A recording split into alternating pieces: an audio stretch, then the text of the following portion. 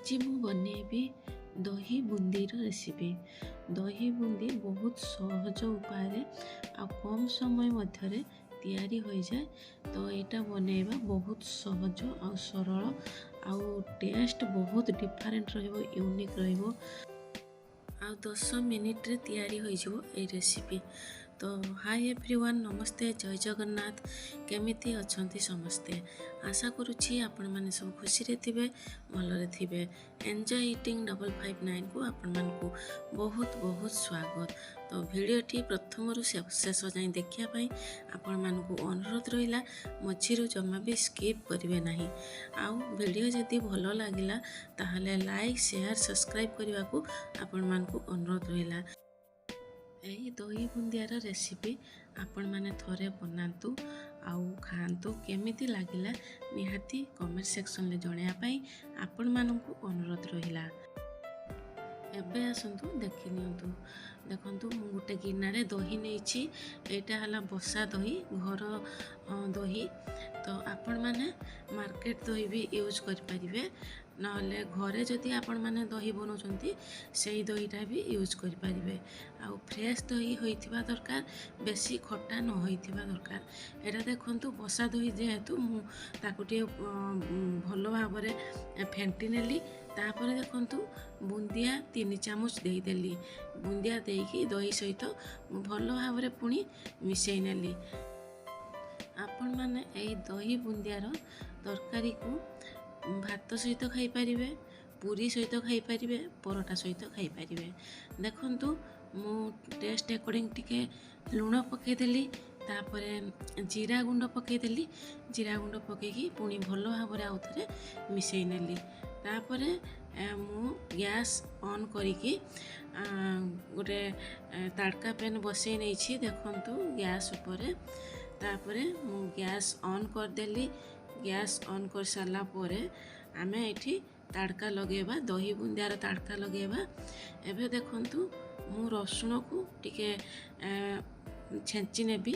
5-6 खसा रसुण अच्छी, ता सहित कंचा लंका मुझे हेमदस्तार एबे छेंची नेबी। छेंची नहीं सारा पोरे मुझेटा को छुंक देबी। एटा बहुत सिंपल रेसिपी। आपण माने जदि आपण मानका घरे पार्टी फंक्शन होउछि कि एमिति भी नॉर्मल आपण माने बने की खाई परिबे। आउ एटा जेहेतु बहुत कम समय भितर तैयारी होउछि, तो आपण माने कोनोसी पार्टी फंक्शन रे भी बनै परिबे। आउ टेस्ट बहुत बढ़िया रहिबो। एबे देखंतु मु सोरिष तेल दे देली, तापरे हिंगु दे देली। तेल टिके गरम होला परे हिंगु देली। हिंगु दे साला परे एबे मु भुसुंगा पत्र देली।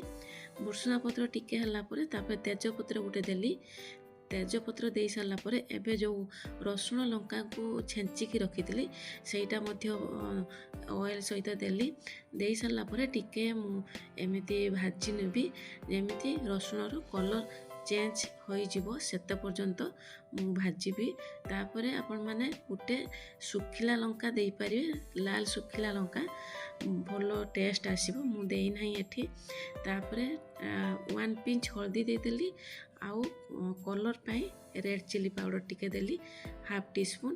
तापर देखंतु एबे गैस रो फ्लेम को मु ऑफ कर देली, नहले पुड़ी जिवो। एबे देखंतु रसुण रो कलर चेंज हो गला, टिके रेडिश कलर आसी गला। तापरे मु ताकू एबे छुंक लगेबी। खरा दिन रे आपण माने दही रो जे कोनोसी आइटम बनै परिबे।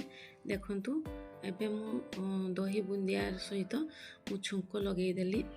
जो रसुण छुंकी थी सेटा को एबे दही बुंदियारे दे देली।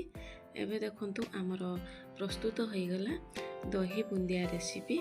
तो रेसिपी केमिति लागुची निहाती कमेंट सेक्शन ले आपण मानकु अनुरोध रहिला जणेबा पई।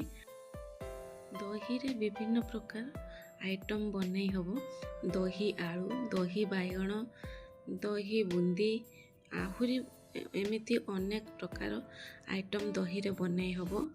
आपण माने दही बुंदी को एई भलिया थरे ट्राई करंतु। केवल 10 मिनिट समय लागिवो, अधिक समय लागिवो नाही। आ टेस्ट पूरा डिफरेंट रहिबो। आ कम समय रे बहुत यूनिक डिश आपण मानकर तैयारी होई जिवो। आपण आपने कौ एरिया मो वीडियो सब देखुंती तो प्लीज कमेंट माध्यम आपण मानक अनुरोध रहा जनवाई प्लीज टिके कमेंट लिखि दिंतु आपण मैंने कौटी देखुंट बोली आपण मानकर से गोटे गोटे कमेंट मो पाई बहुत मूल्यवान आउ मते आगु को पढ़ाई साहस जोगैदब। तो रही नमस्ते जय जगन्नाथ पुणी देखा आ गोटे नुआ वीडियो सहित नुआ रेसिपी रे थैंक यू।